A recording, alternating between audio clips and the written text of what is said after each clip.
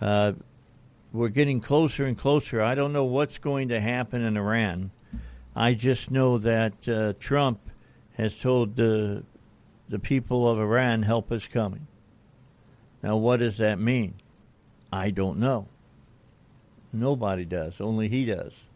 So we got to wait until he shares more with us about what he is leaning towards as far as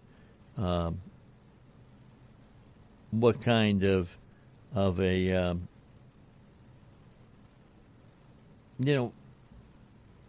to tell you what does that help entail. Now, the president's been really clear about not putting boots on the ground. But I don't know how you stop the systematic murder of these people that are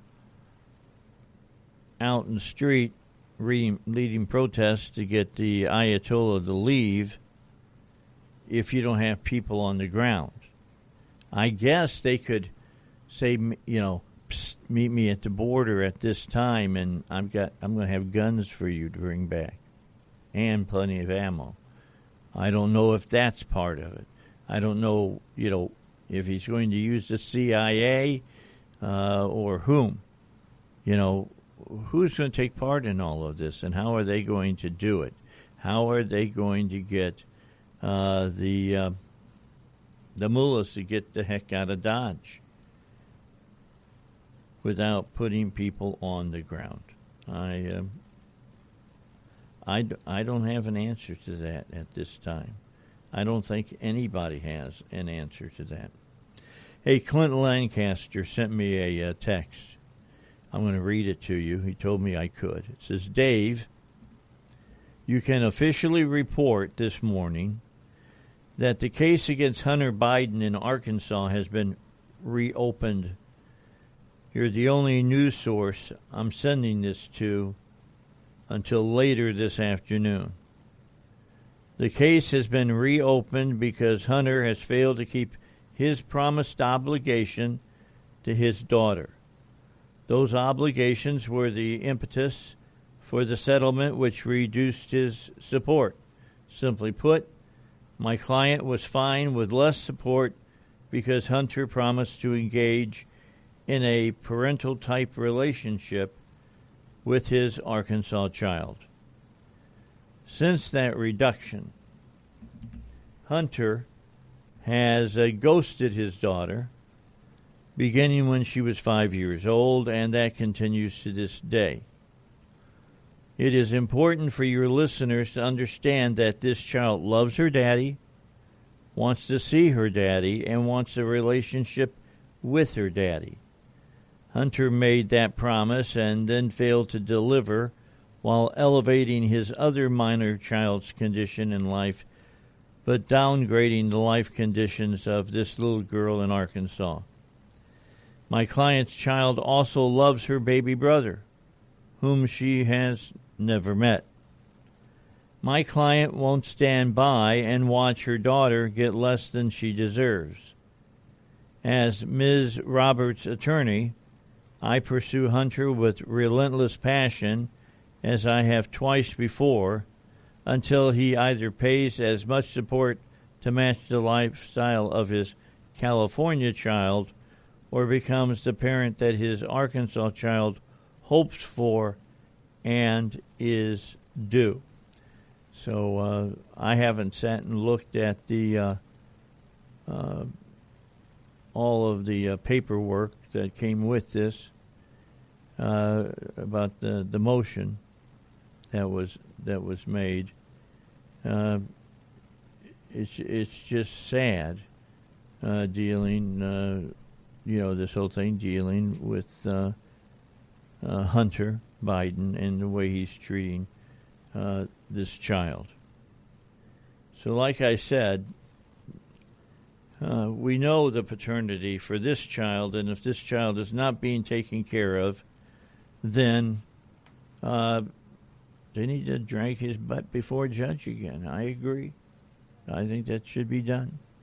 So we won't be able to do it until probably next week or week after, whatever. But we'll get Clint on, and he'll talk about this. Perhaps Miss Roberts would come on and talk about this as well. We'll see if that happens. So the case is reopened on Hunter Biden about his child. He doesn't deny that it's his child anymore. They've had paternity. They know it's his child. I wonder if if her grandfather has given her the time of day. Last I had heard, that hadn't happened. The former president of the United States doesn't have time for this granddaughter, evidently. All right, so that gets us started here in the 9 o'clock hour.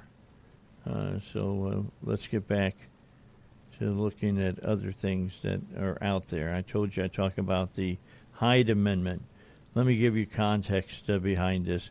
The Hyde Amendment is a bill that was passed back in 1976. So it's been around for a while. All right. It prohibits federal funds from being used for abortion.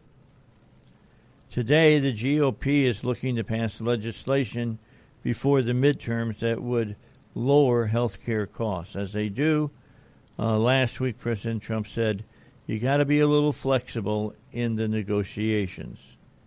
It was not perfectly clear that he was arguing for an abandonment of the Hyde Amendment in proposed legislation, but pro-life leaders are not waiting around to find out.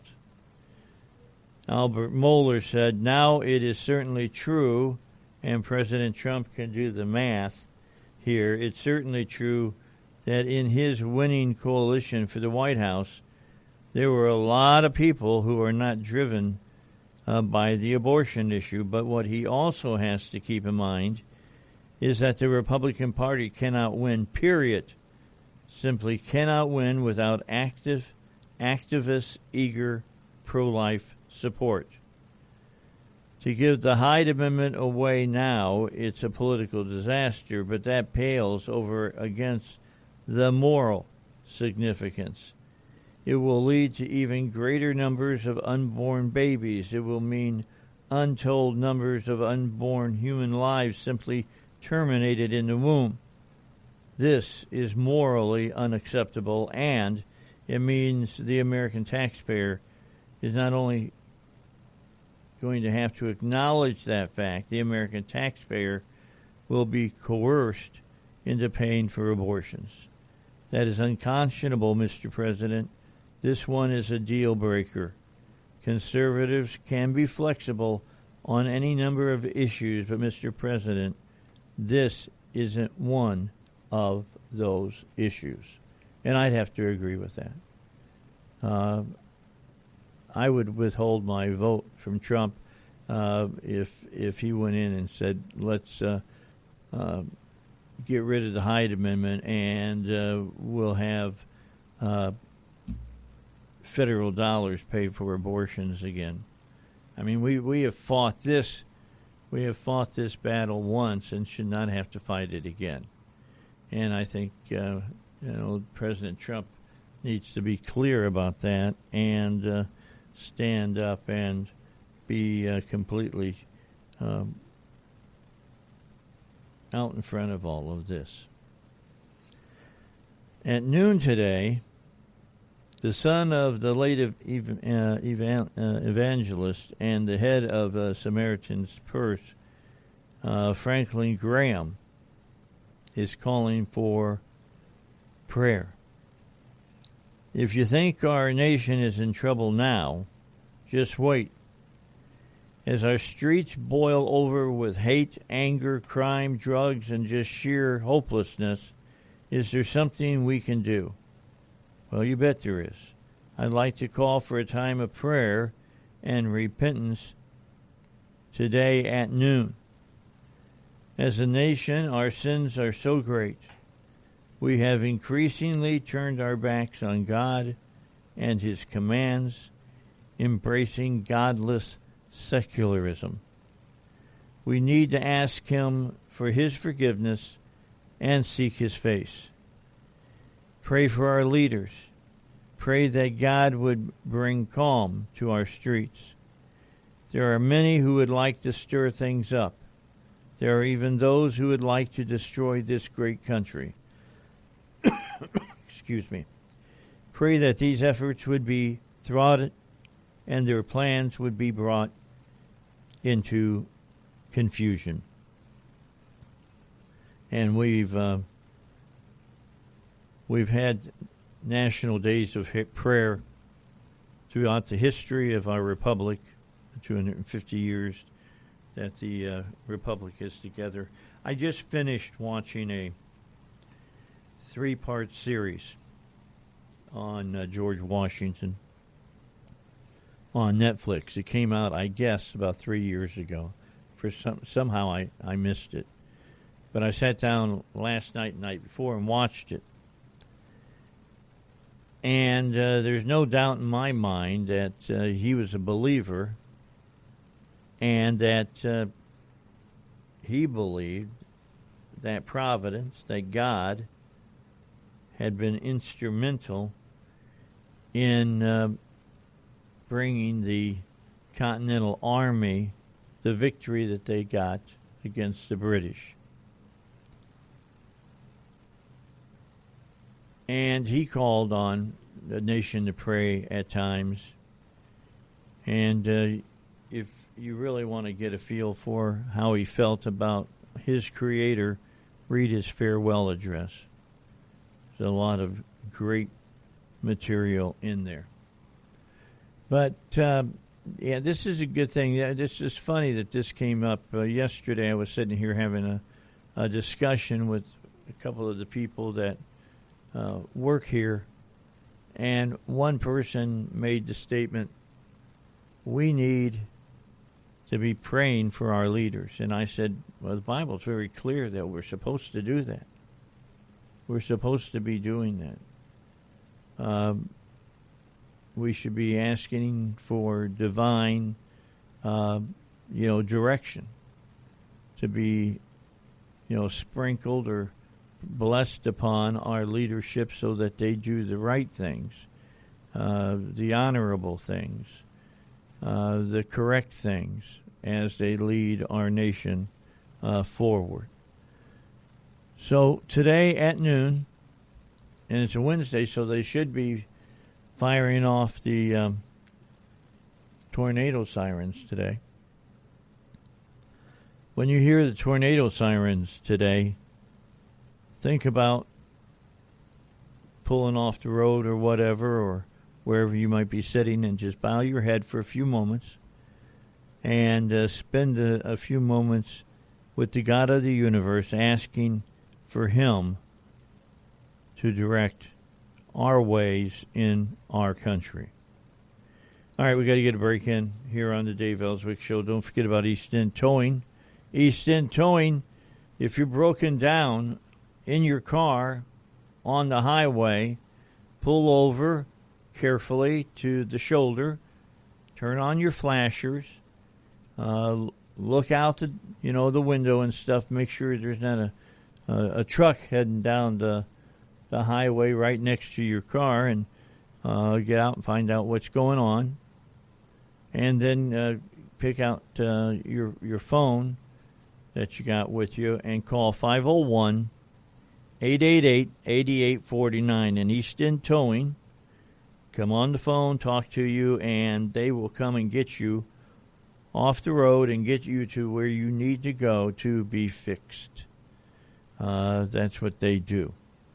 If, let's say you go out of your house to your garage and you push the button on your car and nothing, and it means that your battery may have gone dead, if you call East End Towing, they'll bring a battery and install it for you at your house, or change the tire if it happens to have gone flat. They'll even come to where you work and change your tire, fix the battery. That's what they're good for. They come to you where you need for them to come to. All you have to do is call them. 501-888-8849. That's 501-888-8849. And how do I know they'll come? Because I've used them countless times, and they've always come where I'm at. They've come here at the location of the studio right now and changed my tire in the parking lot while I was on the air. They have taken care of me out on the highway. They've taken care of me at the parking lot of Walmart, Marco's Pizza, and some other places, even in my own driveway. The folks at Easton Towing have the right equipment. They have the right know-how of how to operate their equipment, and they'll take good care of you. Here's their number again, 501-888-8849. That's 501-888-8849. Hillary Clinton are in trouble again. What a big surprise, huh? The president, former president, and Hillary Clinton are refusing to testify on the Epstein inquiry, and now they're going to be held in contempt of Congress. Now, why would the paragon of virtue, our former president, be reticent to testify? New York Times reporting Bill and Hillary Clinton refused on Tuesday to testify in the House's Jeffrey Epstein investigation, escalating a months-long battle with its Republican leader, Congressman James R. Comer of Kentucky, who quickly said he would take steps to hold them in contempt of Congress. Ed Morrissey from Hot Air said, "How did that discharge petition work out for Democrats anyway? A few weeks ago, Democrats demanded full exposure of the investigative and grand jury files related to the prosecution of Jeffrey and Ghislaine Maxwell. They forced the bill onto the House floor via that normally arcane procedure, while painting Republicans as obstructionists in protection of a president. As it turns out, though, one president eventually endorsed transparency and another now has not. Recall that Merrick Garland imprisoned Steve Bannon and Peter Navarro for refusing to respond to House committee subpoenas. The Democrat-led House at the time passed a contempt referral, and the Department of Justice prosecuted and convicted both Trump, eventually pardoned them, but that precedent has now been set, and Comer plans to follow it. As the old saying goes, be careful what you ask for, you just might get it. And now the Democrats have got it. Yeah, it was just a few weeks ago that everybody was yelling, release the Epstein files, release the Epstein files. They released them. There was no smoking gun there. And everybody was like, oh, wow, I thought like there was going to be pictures of, Donald Trump with a pacifier and wearing a diaper or something, and, with a teenage girl butt naked. And that's not what came out. And so everybody was like, oh, wow, so there's nothing there. Just like they said it was, nothing there to look at. And they slowed down, rubbernecked a little bit, and then picked up the speed again and got back into the traffic and went on with their lives. But, it's just, it's funny. Now that has happened, now Hillary and Bill are, been subpoenaed to testify in front of Congress, and they're refusing to go. All right, coming up is the news. We're going to get to the news in just a few minutes, and then we'll come back here on the Dave Elswick Show to talk about what's happening here in the news. I mean, we've been kind of checking it out right now, and I've been trying to get you up to date on everything that's happening. But we got fresh news coming your way, hot off the stove for you here on the Dave Elswick Show at 9:30. So that's in 15 seconds. So you're listening to the Dave Elswick Show here on 101.1 FM, The Answer. Remember, I will not be on Friday, but I'll be back with you on Monday.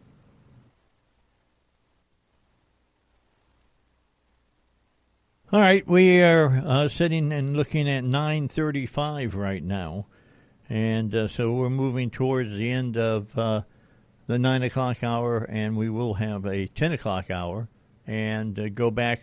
And in the 10 o'clock hour, I'm going to go back and look at all of the stories from today, so that if you didn't get up in time to hear all the stories I've talked about, you'll have be brought up to date on what's happening in the world and happening in the United States.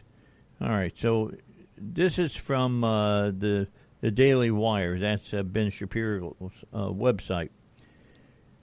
A new poll, excuse me, shows a stark contrast in party identification across generations.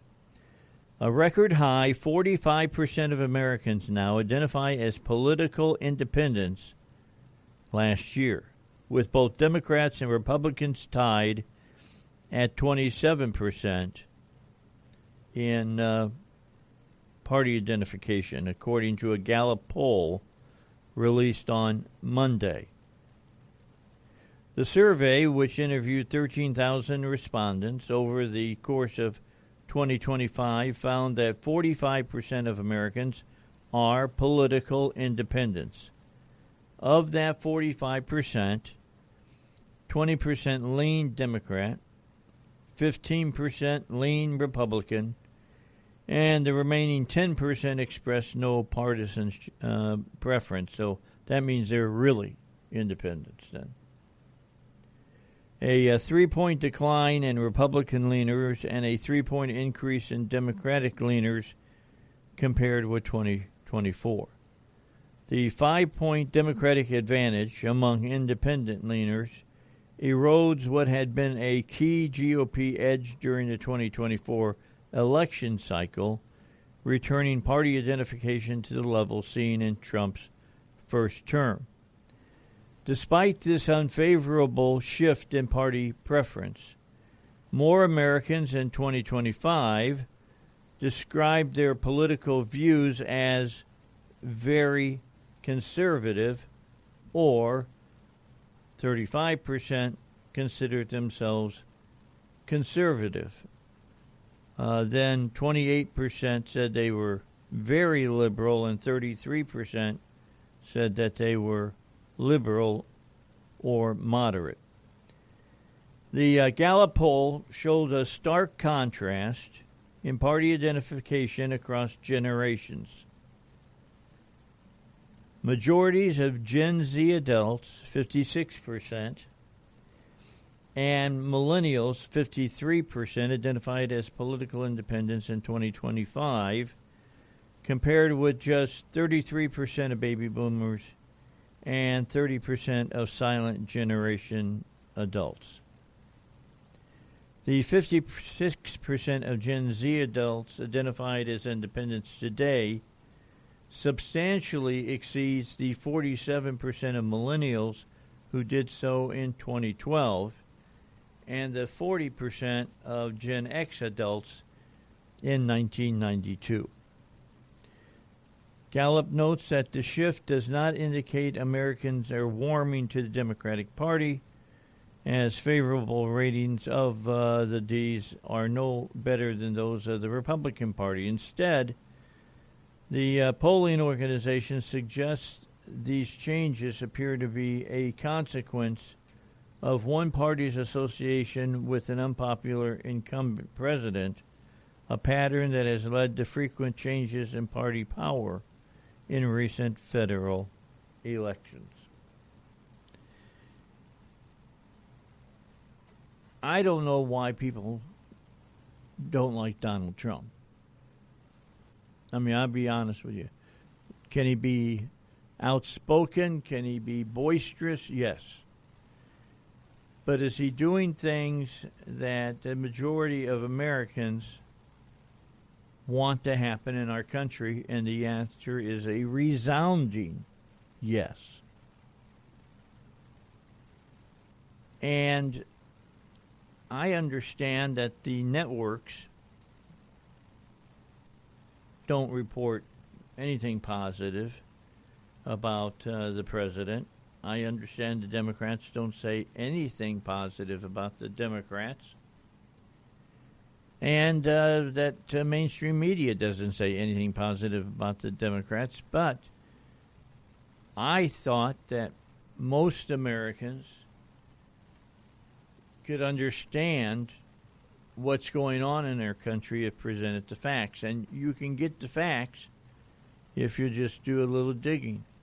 Now, if you only dig into left-leaning magazines and newspapers and television stations, and I won't say radio stations because I don't think there's any left-leaning radio stations left. They are all out of business. That you can see around what they're reporting, and because there's so much media out in the marketplace and videos and people talking about what's happening, you can have a pretty good understanding of what's going on in your country, and you would understand that that's kind of what has been going down here in the country. I mean, the whole thing about immigration, do you really think that the American ICE enforcers are going overboard on getting illegals? When you see the illegals that they're arresting, and they're pedophiles, and they're murderers, and they're wife beaters and things of that nature. And you say that, well, yeah, but Dave, they're going in and they're arresting people or detaining people who just came to this country to have a better life. Well, but isn't it true that those people coming for, quote, a better life are keeping people who may have been born here and are American citizens, keeping them from a job, maybe keeping them from being able to, get carpentry work and things of that nature? I'll go back. Let's go back to around the turn of the century when Katrina hit. And there were a massive amount of folks that did all kinds of woodworking and carpentry work down in the New Orleans area, and they were all excited because they believed that they were going to have more work coming out their ears than they knew what to do with. But so many illegals flooded the area,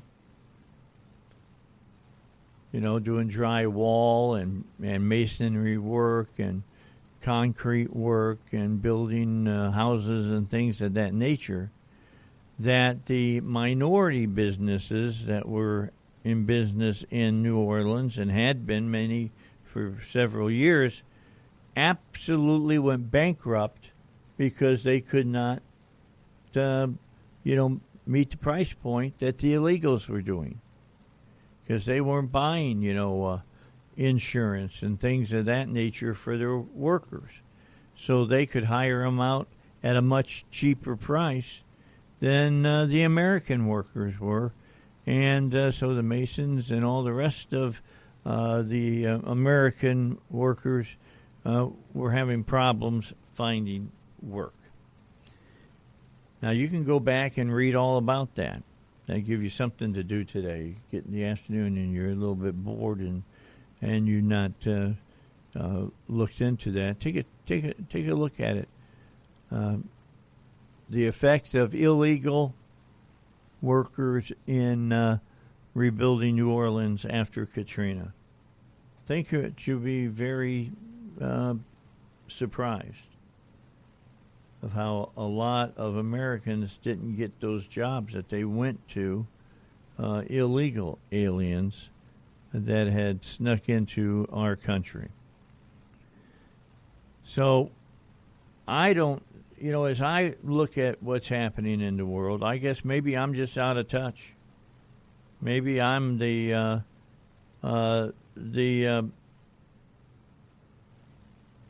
I'm the guy that has stuck with the conservative viewpoint for years and don't intend to walk away from it. I intend to keep it. And so I just I don't make big transitions within the party structure. I don't understand a lot of you saying that you think that we have the uniparty, that the Republicans are just the same as the Democrats, when on the face of things you can look at what each party believes in and you can see there's a decided difference between a Republican and a Democrat. And why you would vote for a Democrat, I don't understand it. They're the ones that are, standing up for the illegals. They're the ones that are standing up, for Iran doing what they're doing and things of that nature. I don't understand why you would ever vote for a Democrat. I mean, they're for abortion. Now, they say that what they'll say is that they'll try to play a nuance with you and say, well, we believe that people have a choice to make about that, and we allow people to make the choice of that. What would you think if Democrats came out and said the same thing about committing murder? Well, that's a choice. Go out and, if you go out and kill somebody, that would be wrong. But look, we're not going to stick you in jail for doing it. We're not going to say that we'll say that it's wrong, but we'll back you up on making your decision on whether you want to murder somebody or not. I mean, that's the way the Democrats do. And then they want you to say that it's all right. And evidently, many of you think that it is all right. I don't. Deep down inside of me, I know that it's wrong to kill a human being. I like the new billboards that I've seen going up around the area that says human since conception, and it shows a picture of a baby. Because somewhere along the line, you allowed somebody to convince you, and maybe it's just a technique of protecting yourself because you've had an abortion, that abortion's not killing a human being. Well, if it's not a human being, what is it? Is somebody going to give birth to a rutabaga, a watermelon? I don't think so. So you got a lot of thinking to do between now and November. Do you want to go back to the way it was under Biden?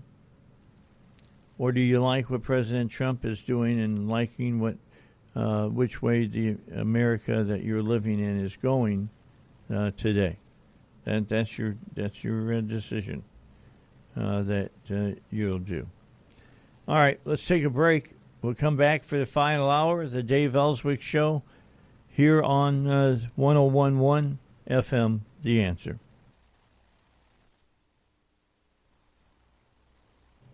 All right, we continue here on the Dave Elswick Show. We're into the final segment of our 9 o'clock hour. 10 o'clock is just around the corner. We've got news coming your way here in about 7 or 8 minutes. And, I try to keep you up to date about what's happening as far as that is concerned here on the Dave Elswick Show. And we're going to go back during the last hour today and spend time looking at all of the news that we've talked about thus far today. Get you all caught up. If you haven't been able to, tune in and stay with me the whole show, don't worry about it. I'll bring you up to date. I mean, the big story right now is what's going on in Iran. That's a big story right now. That judge that they're bringing people in front of the judge about being out protesting against the regime over there has said that he's going to go through these people coming in front of him really fast, find them guilty, and then send them off to be executed. I mean, he didn't make any ifs, ands, or buts about it. You're not going to jail. You're going to the firing squad or the gallows or whatever they do to do their killing. So, as I said, the president yesterday said to the Iranian people through news media that help is on its way. Now, what that means, I don't know. I have no idea. I mean, look, we have plenty of people that are over in that area right now. They're stationed over there. They're doing military work. They're watching the Syrians. They're watching the Turks. They're watching the Iranians and the Iraqis and all of them. And they're sprinkled all over the Middle East. We've got an aircraft carrier out there. The Ford might be leaving the Gulf and heading its way back over there. I mean, I don't think a lot of people understand why an aircraft carrier is such a game changer when they move into an area. Let's do a real fast search on that. Okay, let's just ask this question. So, what is the military might of a flat top? Okay, so there. It's looking. It's going to check it all out and then talk about it. All right. Oh, that's funny. They don't call them flat tops anymore, huh? They're called aircraft carriers now, I guess, because I asked that and it brought up guys going into the military getting flat tops. That's pretty funny. Anyway, so let me go back here and take flat top out and put. Okay. If I can, let's see what is. All right. Okay, military might on aircraft carrier. And so it's looking there. Here are the results. Military might in an aircraft carrier stems from its role as a mobile air base, projecting massive air power, dozens of jets, helicopters, and naval forces globally, supported by its large crew, advanced defenses, nuclear power for speed, and integration into a powerful carrier strike group with cruisers and destroyers, creating a self-sufficient, highly deterrent force that reassures allies and deters adversaries, essentially acting as a floating piece of sovereign military territory and projecting national power. The key elements are to Mobile Air Force. It carries 40 to 90 aircraft capable of 24/7 operations. It has a carrier strike group. The carrier doesn't sail alone. It leads a group of destroyers and cruisers, creating a formidable battle force with integrated defense systems against air, surface, and subsurface threats. It is a projection of power, allows a nation to respond rapidly to crises, offer humanitarian aid, and maintain presence in distant regions, influence global politics. It has a crew and logistics, a massive crew in thousands of men, sustains the operation, enabling complex missions and long deployments. It's used for deterrence and diplomacy. It has advanced technology. Modern carriers use nuclear power for speed and endurance, advanced catapult arresting gear for efficient flight operations, and sophisticated command control systems as well. In essence, an aircraft carrier is a national power projection platform, a mobile fortress, and a diplomatic symbol all in one, making it the centerpiece of modern naval might. So that's why having aircraft carriers is so important. All right, we got to get a break in. News is next, and I got 1 hour left with you here on the Dave Elswick Show.